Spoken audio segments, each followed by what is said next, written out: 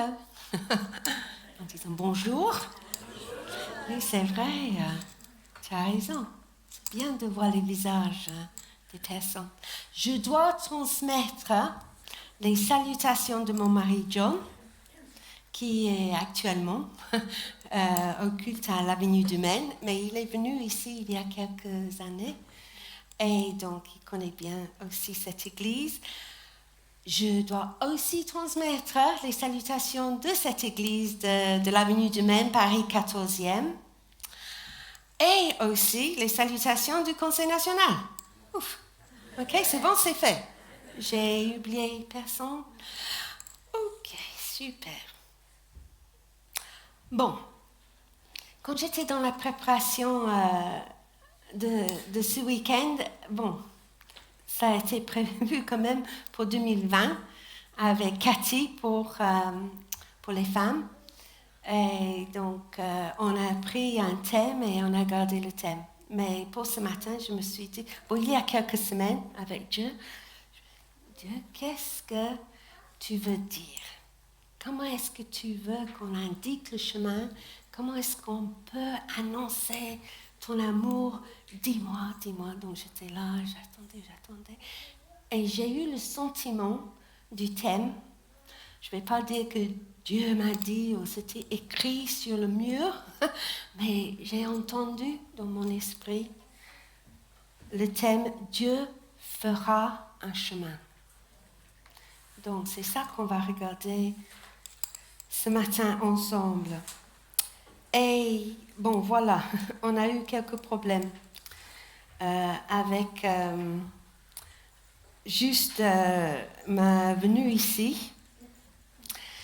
Et donc, j'avais un train pour vendredi. Je voulais arriver tranquillement le vendredi et être avec Cathy, sa famille, tout doucement arriver à l'église le samedi matin. Et voilà, le mercredi, j'ai eu annulation du train de vendredi. Donc, je me suis dit... Et je ne suis pas loin, avenue de Maine, de la gare Montparnasse. Donc, j'ai envoyé un message tout de suite à Cathy et une amie à moi, Marie-Laure Fenet. Et elle m'a envoyé, Marie-Laure, un message qui dit que Dieu ouvre un chemin devant toi. Et à ce moment-là, j'ai dit, bon, allez hop, à mon mari, je vais à la gare.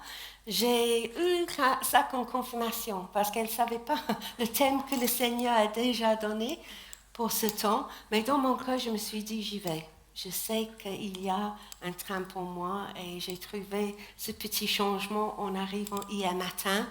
Et je vais partir après le culte là. Mais quand j'ai dit à Marie-Laure, merci pour ton message, tu sais que le thème de la prédication, c'est Dieu fera un chemin. Elle a dit, waouh, c'est super, gloire à Dieu. Mais c'est vrai que c'était vraiment les encouragements partout pour Cathy, pour moi, Marie-Laure aussi, qui a vraiment encouragé la situation, que Dieu ouvre un chemin. Et c'est ça que je veux laisser avec vous ce matin. Dieu fera un chemin. Amen. Ok, on est ensemble, on est d'accord. Super. Donc, pour vous dire, bon, vous avez peut-être deviné que je suis quand même anglaise, au cas où ça vous échappe quelque part, et que je suis née à Londres et j'ai grandi à Londres. Donc, j'aime beaucoup les grandes villes. Et on a changé de ministère, on était à Lyon et depuis 6 ans, on est à Paris. Et j'ai dit merci Seigneur. Merci parce qu'on va terminer le ministère dans la capitale de France. Et moi, j'ai cet amour avec les villes capitales. Donc c'était un clin d'œil vraiment de Dieu. Mais en arrivant ici, je me suis dit, c'est quand même comme chez nous, hein? Il y a le vent. Il y a la pluie. Je peux être en Angleterre, quoi. Donc, merci pour commander un peu le temps pour que je me sente vraiment bien avec vous aujourd'hui et ce week-end. Mais vous pouvez imaginer, en venant en France, qu'on a fait il y a 35 ans, avec un bébé qui n'avait que 6 semaines. Et moi, je ne parlais pas un mot de français. Et mon mari, je pensais qu'il était bilingue à l'époque, mais il a fait jusqu'au brevet. Et en arrivant, je me suis dit, vas-y, toi tu sais faire, vas-y. Mais non, c'était pas un mari bilingue. Hein. J'ai trouvé ça, donc on a tous les deux, on a fait nos études. Mais il y a une petite histoire pour expliquer comment Dieu il fera un chemin. Parce qu'à l'école, quand j'ai commencé le collège, j'étais dans une école de filles, et il fallait choisir les langues. Donc, il y avait le latin pour les intellos, l'allemand, le français, et après, il y avait les histoires grecques. Ce n'était pas la langue vivante, c'était plutôt les histoires, les mythes. Donc, c'était dans ça. Donc, j'étais placée dans les cours de français. J'ai fait à peu près un trimestre. La maîtresse de français, elle m'a convoquée. Elle m'a dit, mais Suzanne, tu ne parleras jamais le français. Tu es nulle en français. Et je me suis dit, c'est quoi la bonne nouvelle en tout ça? Je savais que j'avais du mal, mais nulle quand même. Et donc elle me dit, bon, je vais t'envoyer dans les cours de grec. C'était pas la langue, juste les histoires. Donc je me suis dit, j'ai pas besoin quand même de parler le français. Bon, au collège, à peu près en 6e là, je me suis dit, j'ai pas besoin de ça. On y va. Mais l'aventure avec Dieu change la vie. On n'a jamais imaginé. Bon, moi, j'ai jamais imaginé de me marier avec un pasteur, entrer dans le ministère moi-même, partager des années ensemble, venir en France. J'ai pas imaginé ça. Et parler français. Mais le problème, et j'explique pour ça, qu'en arrivant, j'étais à Massy. Il y a une école de langue à Massy, peut-être, vous connaissez ça. Donc j'étais là avec John pour apprendre le français. Et j'étais dans la classe, et dans ma tête, j'avais cette phrase qui revenait souvent. Ouais, tu n'arriveras jamais à parler en français. Tu es nul en français. Mais c'était plus fort que ça parce que c'était la voix de la maîtresse qui a annoncé cette parole sur moi. Dans ma tête, il y a des années après, je me suis dit, c'est quoi ça? Donc, j'étais souvent en pleurs à la maison. J'ai dit à John, ça suffit, je peux plus. Il m'a dit, mais explique-moi. Il est très dur, mon mari, très sensible. Il m'a dit, explique-moi. Et j'ai raconté cette histoire que lui, il ne connaissait pas de ma jeunesse. Et il m'a dit, bon, on s'arrête là, on prie. Ce n'est pas vraiment cette parole-là qui décide ton avenir. Mais je pense que vous avez peut-être aussi des voix comme ça dans la tête. Les phrases comme ça qui restent, dont on a prié ensemble. Et j'ai vraiment senti, comme on a parlé hier, de cette libération, cette transformation. Et bon voilà, le témoignage, je suis là aujourd'hui. Je parle français même avec un accent. Je suis là, c'est gloire à Dieu. Parce qu'il il a fait pour moi, il fera pour vous un chemin. Et j'ai compris aussi que si Dieu nous demande de faire quelque chose, il va nous équiper aussi. On a reçu un appel de venir en France. On a reçu aussi une invitation de la fédération de venir en tant que couple pastoral et on s'est dit, on tient à cette parole-là que Dieu nous a appelés en France, il va nous équiper. Dieu fera un chemin. Voilà, c'est le tempo aujourd'hui. Il fera un chemin là où il n'y a pas de chemin. Même pas de possibilité de chemin. Dieu fera un chemin. Parce que ça, c'est notre Dieu. Notre Dieu des miracles. Dieu fera un chemin pour moi, mais pour vous aussi. Amen. Il est le guide, il nous tient auprès de lui, il nous donne son amour, sa paix.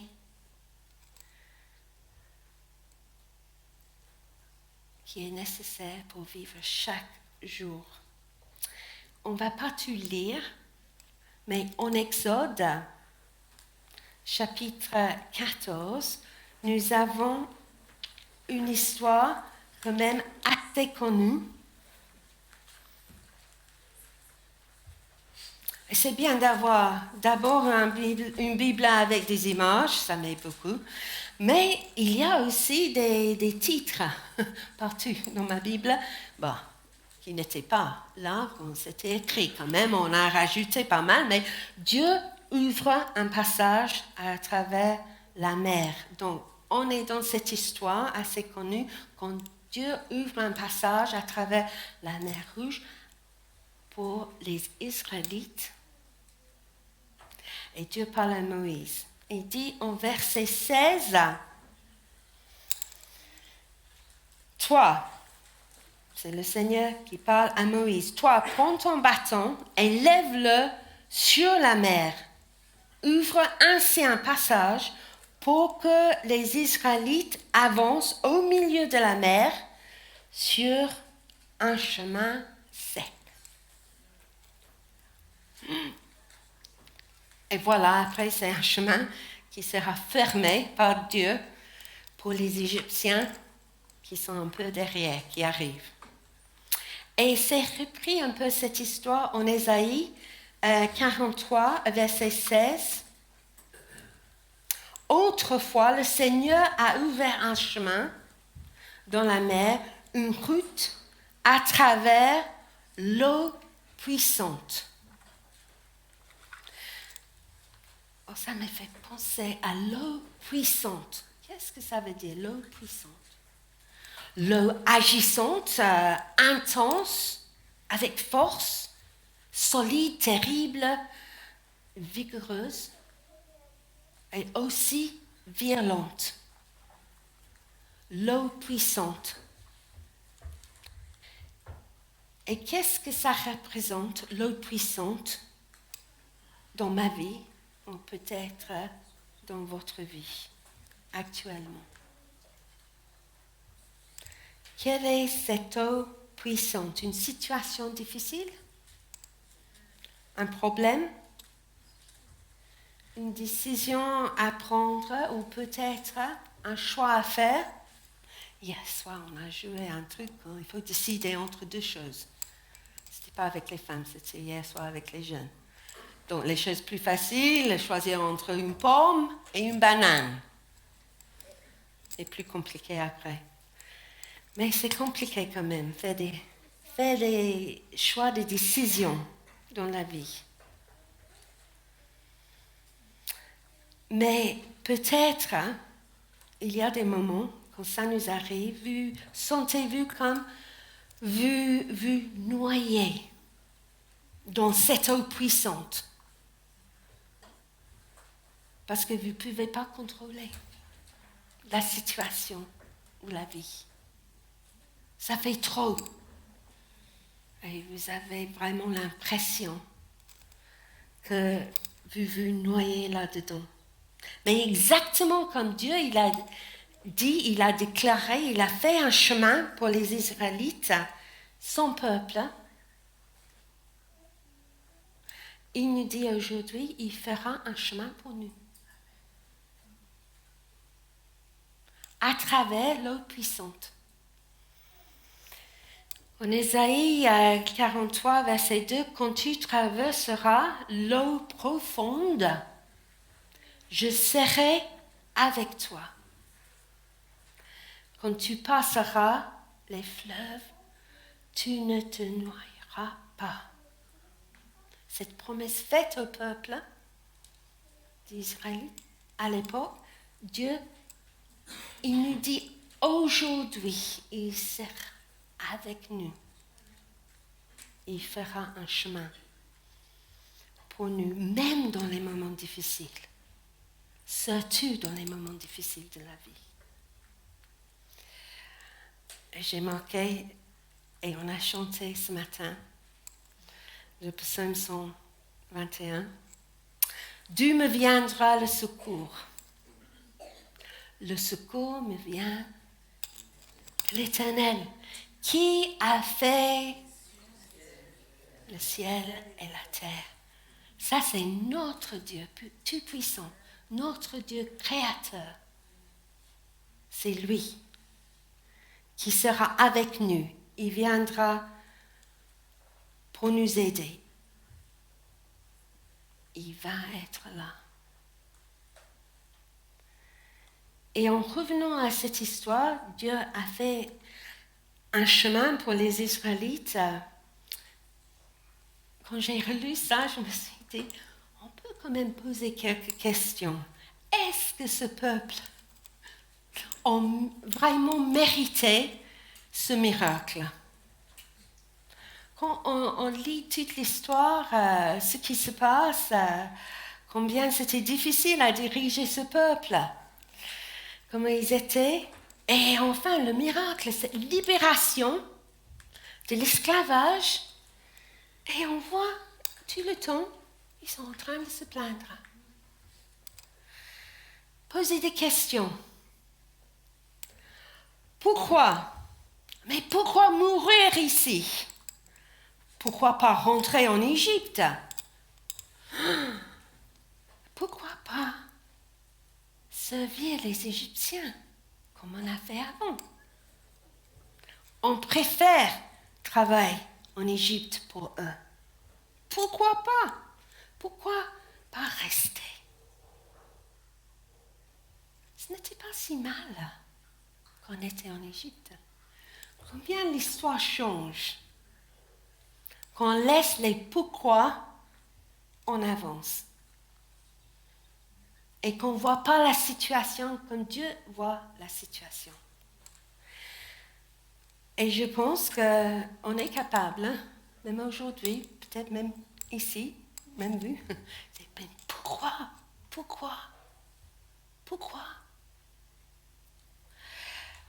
Et on a des choses, on peut dire, pourquoi est-ce qu'on a vécu des années de Covid? Pourquoi? Des confinements? Pourquoi? Ou pourquoi est-ce que je suis malade? Pourquoi est-ce que j'ai perdu mon travail? Ou pourquoi je n'ai pas eu la promotion que j'ai méritée? Ou pourquoi je me sens seule? Je me sens isolée, fragile, abandonnée, sans direction. Pourquoi? Et nous avons parfois envie de revenir au passé, quand c'était toujours beaucoup mieux que maintenant. J'ai entendu ça beaucoup quand on vivait dans les années Covid, mais je veux juste que ça revienne comme ça était avant. Et on a expliqué que ça ne va pas être comme avant. On va trouver un nouveau chemin, une nouvelle façon à faire. Mais, quelle que soit votre situation, Dieu fera un chemin pour vous. Dieu ouvre un passage, une route, là où on n'attend pas du tout. C'est quand même la surprise. Et ça peut devenir pour nous un miracle. Un miracle. La vie transformée par Dieu. Donc, soyez encouragés. Et je voulais lire un verset dans Hébreux, chapitre 10, verset 23. Affermons ce que nous espérons, sans nous décourager. Oui, Dieu a fait des promesses et il est fidèle. Notre Dieu est fidèle. Amen. Amen. Dieu fera un chemin à travers l'eau puissante.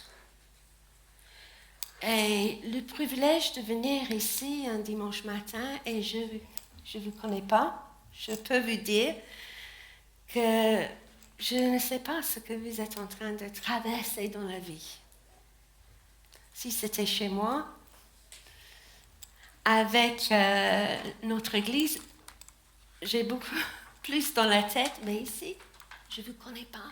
Mais Dieu vous connaît. Et ça, c'est beaucoup plus important. Et il sera avec vous. Dans les moments difficiles de la maladie, de l'incertitude, le fait d'être séparé de la famille, ne pas avoir une famille, être isolé,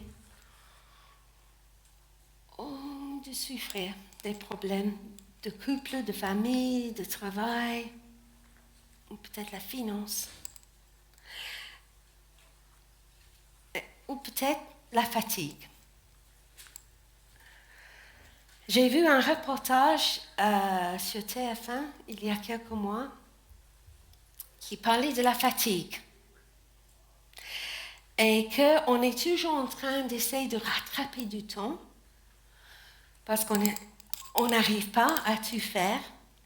Et le reportage était vraiment intéressant, comparer notre vie aujourd'hui avec les années 50. Pour les jeunes, ça veut dire 1950. Un autre siècle que quelques personnes ici connaissent peut-être bien. Et aujourd'hui, ça c'est la bonne nouvelle, je vous annonce, on peut vivre 20 ans de plus depuis les années 50. Mais on va dormir 3 heures de moins. Là, on a expérimenté 1 heure de moins. Mais vous êtes là, hein? Bravo, hein? Mais vous imaginez, on va vivre pour plus longtemps, mais on ne va pas dormir plus, hein? Ça, c'est la vie qu'on a aujourd'hui. Et voilà, nous sommes fatigués, parfois nous sommes épuisés. Comment est-ce que Dieu va faire un chemin si l'eau puissante représente la fatigue dans ma vie? Bon, je peux vous dire, il ne va pas vous donner des heures supplémentaires dans la journée, ça c'est clair. Ou dans la semaine, ou dans l'année. C'est pas ça. Mais il peut vous aider à faire des bonnes décisions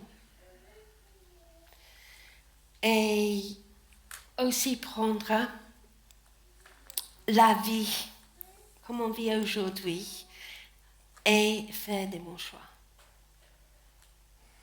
Parce que parfois, il faut se limiter un peu pour mieux vivre. On a tendance de dire oui, oui, oui. Et voilà, il faut peut-être demander à Dieu, est-ce que ça c'est dans les plans et les projets que tu as pour moi, Seigneur? Je dis oui, si c'est bon. Ok, je dis non. Mais cela peut nous aider.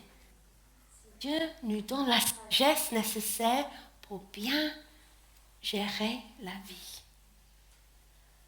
Cette connexion avec lui, cette relation avec lui, ça peut nous aider à mieux vivre parce que Dieu fera toujours un chemin. Donc, soyez encouragés ce matin. Le Seigneur est avec nous. Il sera avec nous. Il ne nous laisse pas seuls. Imaginez seulement ça. Je ne suis pas seule. Le Seigneur est avec moi. J'ai reçu son amour.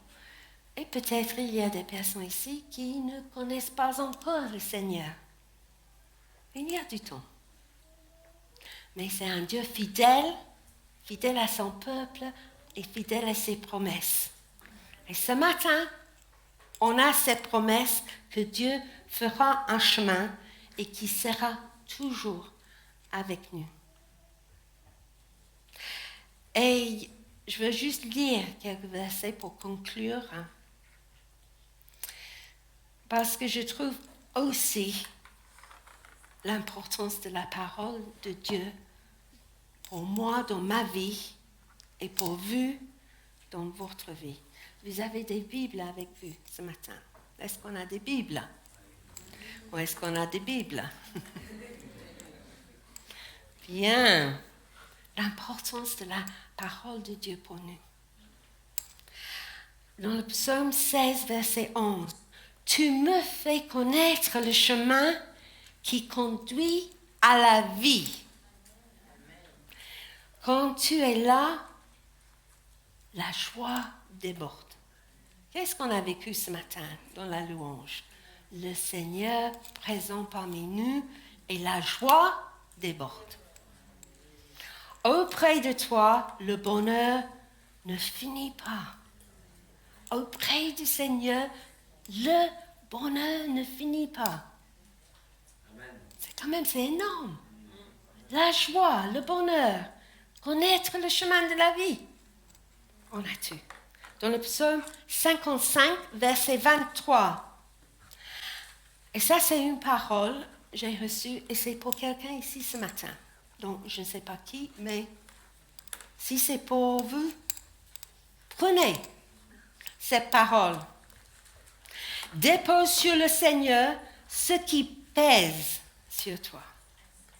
Il te fera tenir debout. Il ne laissera jamais glisser. L'homme ou la femme qui lui obéit. Amen. Notre Dieu est fidèle. Nous pouvons mettre notre confiance en lui. Dieu fera un chemin.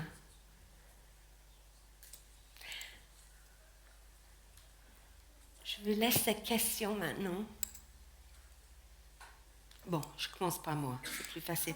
Est-ce que je crois vraiment que Dieu fera un chemin pour moi? Donc, à vous maintenant, est-ce que vous croyez vraiment que Dieu fera un chemin pour vous? Amen? C'est une chose de recevoir dans l'intellect quelque chose. Même de dire ou de chanter quelque chose. Mais il faut le passage entre ça et ça jusque-là.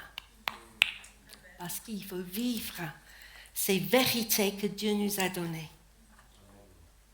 Aujourd'hui, Dieu fera un chemin. Amen.